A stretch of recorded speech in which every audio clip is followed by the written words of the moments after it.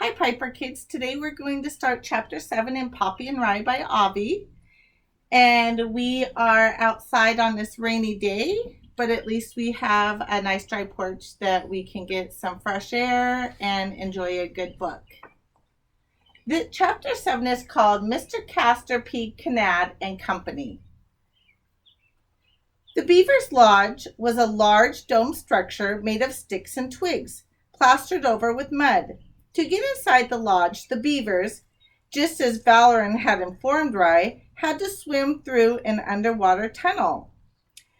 Though a small vent hole at the top of the dome provided some fresh air, it was hot and humid inside the lodge.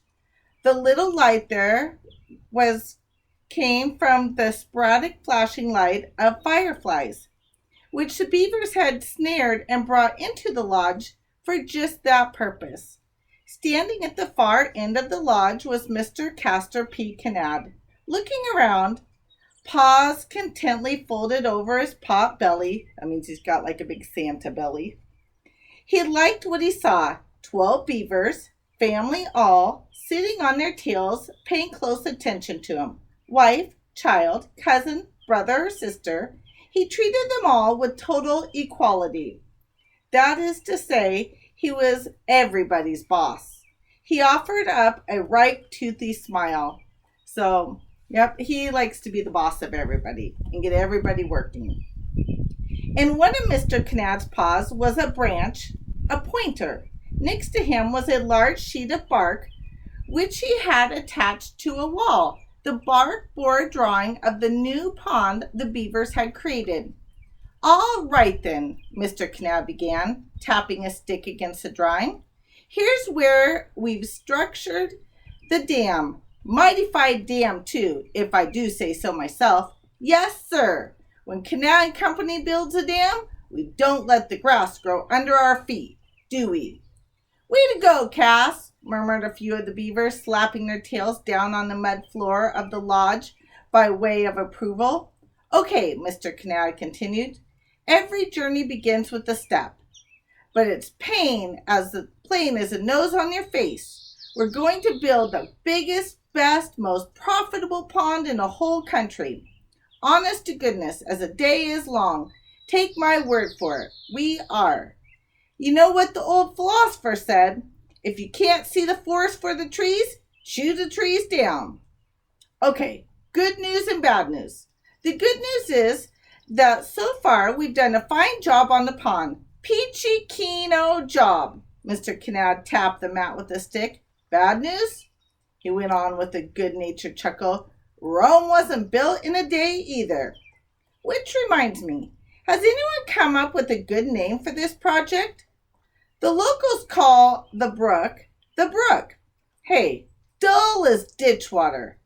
Can't sell lodges by calling them the brook.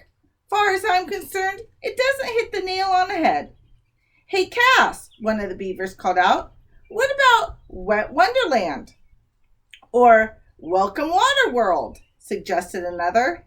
Mud Flaps, offered a third. To each suggestion, Mr. Canad offered up a toothy smile. Fine, he said. Keep those thinking caps on. Those names are A-OK. And as we look at this picture on this page, you can see the beavers all sitting in a dam. There is Mr. Canad, or as they say, Cass. And there he is. He has a stick. He has the bark on the side, posted to the side of the wall, showing him the pond that they've made, the dams that they built. And so now they're trying to find a name for these dams because they want to build the dams kind of like apartments or houses. Build that so then other beavers will come and live in this new area. What we need, though, is something that hits folks square in the eye. Something strong, dynamic, that goes over the top, scores a bullseye, is a hole in one, the whole 10 yards, a knockout in one, slam dunk. I'm telling you straight from the heart, there's nothing I admire more than originality, as long as it fits the bill. So, sure as the sun rises in the morning, I put on my thinking cap and came up with a, this should knock your front teeth cockeyed. Canad's cute condos. Says it all. Don't you know? Canad's cute condos has a solid ring to it, wouldn't you say? The real plastic. There was a general thumping of tails. So what I'm thinking of as I'm reading this is, one, he comes up with like a lot of one-liners, little short snippets of comments. Another thing, he asked for everyone to give their suggestions, and they did, and he was nice about it. But him being the boss, he just said he stayed up all night thinking about a name, and he came up with Canad's cute condos. So even though he asked for everybody's help, he already had a name picked out in his mind. But it was nice of him to let them give their sayings. Okay, we agree. From here on out, we call this project Canad's Cute Condos. Now, Mr. Canad continued, using his stick to clarify his ideas, with the dam built here, Canad's Cute Condos will extend its boundaries. Here, here, here. How do you like those wood chips? He grinned, exposing his orange buck teeth to the fullest. Tails thumped. As for lodges, we'll scatter them here, here, here, plus a few more canals over here. Mr. Canad pointed to different places on the bark. I know this is a lot of work, but don't forget the turtle and the hare, or the Alamo. We don't want to let the grass grow under our feet, which is okay, except we want water under our feet. The more the better. If there's one thing I can tell you, Canad's Cute Condos will be wet.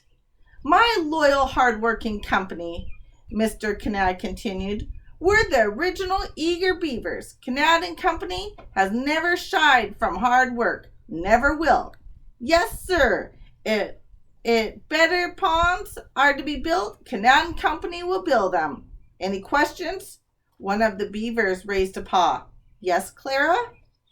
I have received a complaint about what we're doing here. Rather rudely put, too, I'm afraid. Mr. Canad nodded sagely. Hard to believe, sweetheart, but there are those who want life to go on the way it always has. Can't stand progress. Resist it. Okay, let's be sensitive to those folks. Pity them. They don't understand they're sitting right smack dab in the middle of the future. So be patient, but get on with the job. Be understanding, but don't give an inch. Keep saying progress without pain till they believe it. Anyway, little folks can't do much about us. Not by a long shot. Or a short one, he added with a chuckle. What if they make trouble? Asked one of the other beavers. Okay, I've been around the pond a few times.